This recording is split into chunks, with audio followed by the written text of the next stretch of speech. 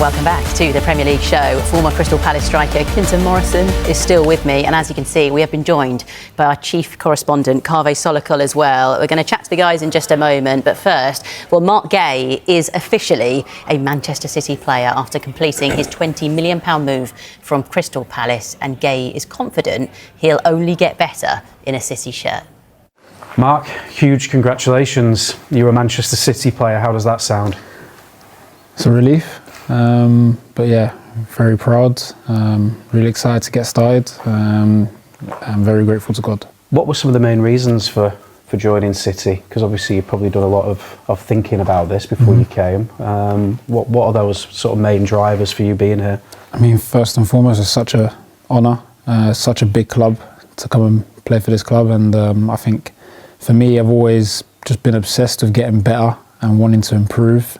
That's something that I'm constantly striving for, and I think this is the perfect place for me to do that. You know, the environment.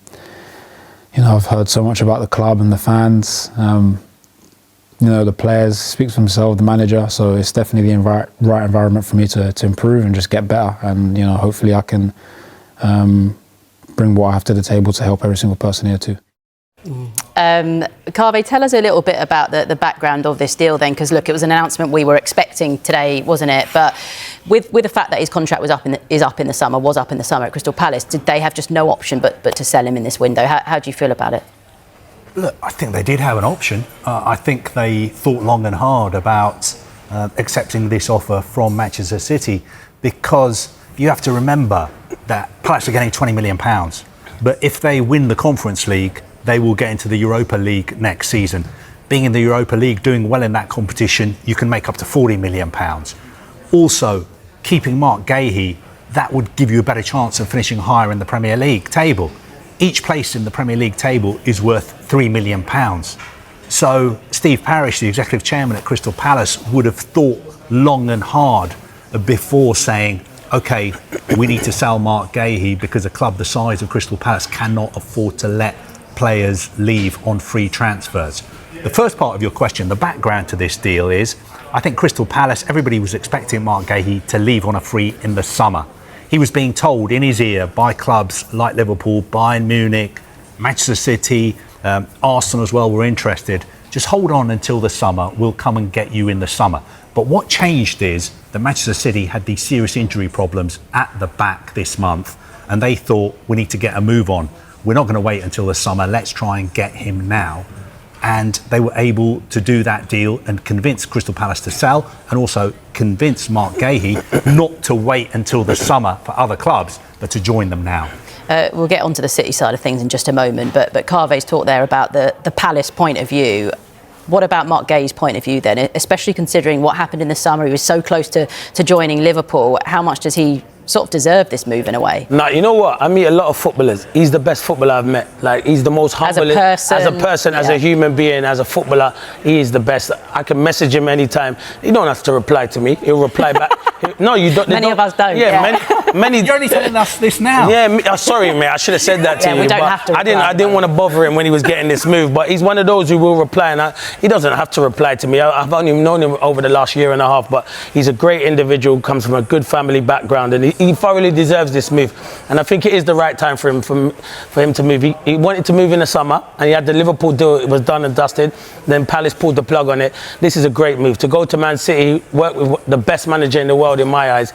Pep Guardiola will only improve him, and I will say it and I'll pull it out there, he'll be Man City captain one day. I'll hold him that high up. I think he's a great leader.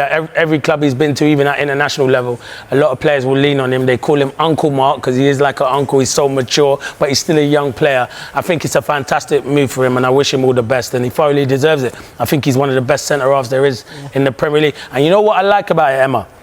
In the summer, Marc Guehi did not kick up a fuss. We saw lots of players kick up a fuss and get his move. You know what he says? In God he believes in, and he does believe that. He's really big on, as you saw in his interview, and he believed in everything happens for a reason. So maybe that happened for a reason, that Liverpool move wasn't meant to happen.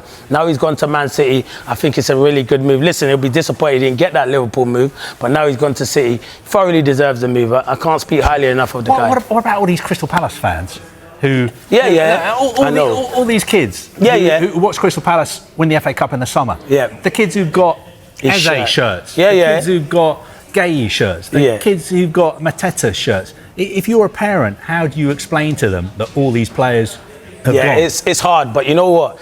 As a parent, you got to explain to them that's football and it's going to happen. And the club that you support is a selling club. So what they do is they buy decent players, make them better players, improve them, and then they haven't got the financial ability like these top clubs to say, hold on, because what everyone wants to do now is play Champions League football and win trophies. He's got a chance of doing that at Man City. Eze's got a chance of doing that at Arsenal. Elise has already done that at Bayern Munich. So you're going to lose these superstar players, and I think most Palace fans know that. Listen, it's the timing. The timing's not right, Carve, but I think evidently you got to look at Crystal Palace and say it's a business. The chairman is a businessman. It's like anything.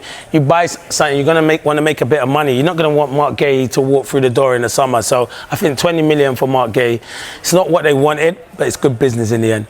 We are going to keep talking about Crystal Palace, but just a reminder for you that if you want a full roundup of the day's transfer news, you can join us for the transfer show at 7 o'clock this evening, right here on Sky Sports News. Well, I said we were going to stick with the theme of Crystal Palace. Well, Marc Guehi's departure sparked Oliver Glasner to lash out at those that run the club, with Glasner claiming he had been completely abandoned by Crystal Palace following Saturday's defeat at Sunderland. He's a spoiled brat. Chris, not Chris this time. Glasner, his behaviour is absolutely, it's outrageous. What part of it do you think is... I just feel he's manipulating the whole situation. He obviously doesn't want to be there, but he wants to get paid for the rest of the season, in my opinion. And it's not fair to Palace fans. It's not fair to Steve Parish and the board of Crystal Palace. Who in their right mind, if you're a top 4 club, would hire that guy the way he behaves? So I look at it and go, Palace have handled it brilliantly. What Palace has said to him is, you've got a job, you've got a contract, do your job. If you don't want to do your job, step off, don't get paid. Wow. Okay. What do we make of what Darren McAntony was saying there? And also this, relationship now that we're seeing between Steve Parish and Oliver Glasner after those comments over the weekend? Look, I think it's a complicated story. The problems start last summer, really. Palace win the FA Cup, they win the Community Shield. Oliver Glasner wants the club to go in a certain direction. He wants to build on that success. And he feels that the club have gone in a different direction and they're not building on that success. And he's got more and more frustrated. Eze's left, Guehi's left as well. He feels they haven't signed the right kind of players. And that all led to this emotional outburst on Saturday. Now, what was significant about that outburst was he didn't just do it once. Yeah. He did it in multiple interviews after the game. He kept repeating the same message. Now, the Crystal Palace hierarchy, furious, angry. Steve Parish was at the game himself. But our information was that their feeling is, Oliver, you're the manager. A month ago, we were 4th in the Premier League. 4th in the Premier League after we beat Fulham. So what's changed? What's changed is that we've gone on a dreadful run. We haven't won for 10 games. Ismail Assar has gone to the AFCON. Munoz has been injured. You are paid to manage. You're not going to talk yourself out of this job. We are not going to sack you. If you're unhappy, if you want to leave, you can resign. So I think there's a standoff at the moment between Steve Parish and Oliver Glasner. Steve Parish doesn't want to sack him, and it looks like Oliver Glasner doesn't want to resign. Now, he wants to stay until the end of the season, but you have to say, we've seen this movie before. We know how these kind of things end. They've got this game coming up at the weekend against Chelsea. A lot of people in football are saying we'd be surprised if Oliver Glasner is still the manager. But he made it clear in his press conference he is not going to resign. He wants to